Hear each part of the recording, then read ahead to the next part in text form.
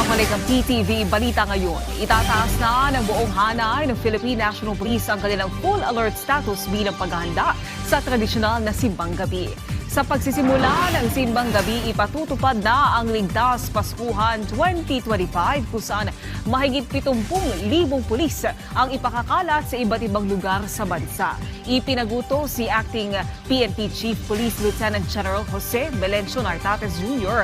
na paigtingin ang police visibility sa mga estratehikong lugar para mabilis na makapagresponde kung kinakailangan. Naka-standby na rin aniya ang dagdag na personnel sa mga tourist site at sa mga lugar na may bentahan ng paputok. Nananawagan naman ang pambansang pulisya sa publikong makipagtulungan at maging alerto para sama-samang maipagdiwang ang Pasko ng ligtas at mapayapa hanggang sa papalapit na bagong taon.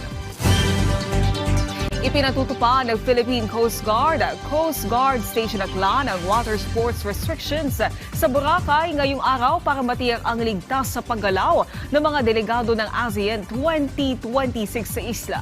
Base sa inilabas sa advisory, kasama ang island hopping, scuba diving, helmet diving at parasailing sa front beach area ng Boracay Island mula Station 1 hanggang Station 2 sa pansamantalang ititigil hanggang alas 6 ng gabi para magbigay daan sa sunset cruise at wellness journey ng mga delegado. Pinayuhan din ng PCG ang lahat ng mga sasakyang pandagat na lumayo muna sa nasabing designated area para maiwasan ang traffic congestion at ang navigational hazard sa ruta ng sunset cruise. Layo ng abiso ito na panatilihin ang seguridad at maritime safety measures para sa paghahanda sa ASEAN hosting ng Pilipinas.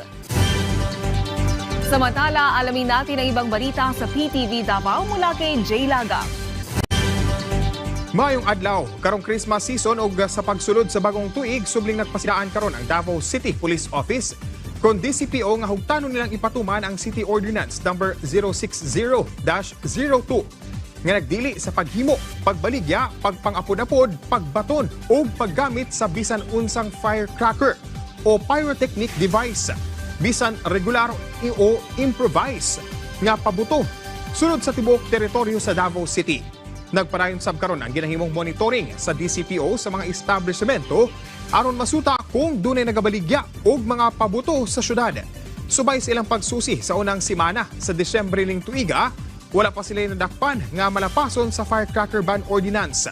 Ubos sa mong ordinansa, makamulta ang magmalapason og 1,000 o 20 hangtod 30 kaadlaw nga pagkapriso sa first offense. Sa ikaduhang offense, mukabat sa 3,000 ang multa o usa hangtod sa 3 ka bulan nga pagkapriso.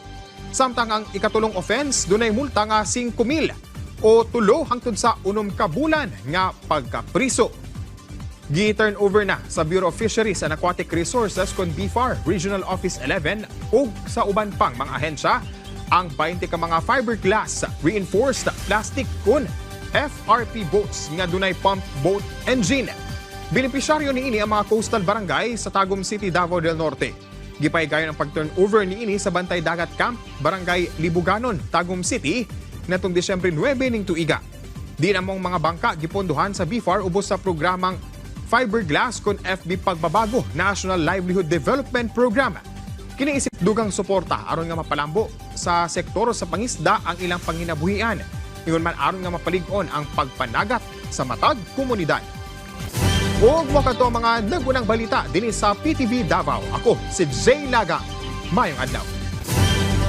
Daghang salamat Jay Laga. At yan ang mga balita sa oras na ito. Para sa iba pang update, i-follow at i-like kami sa aming social media sites at PTV PH. Ako po si Naomi Tiburcio para sa Pambansang TV sa Bagong Pilipinas.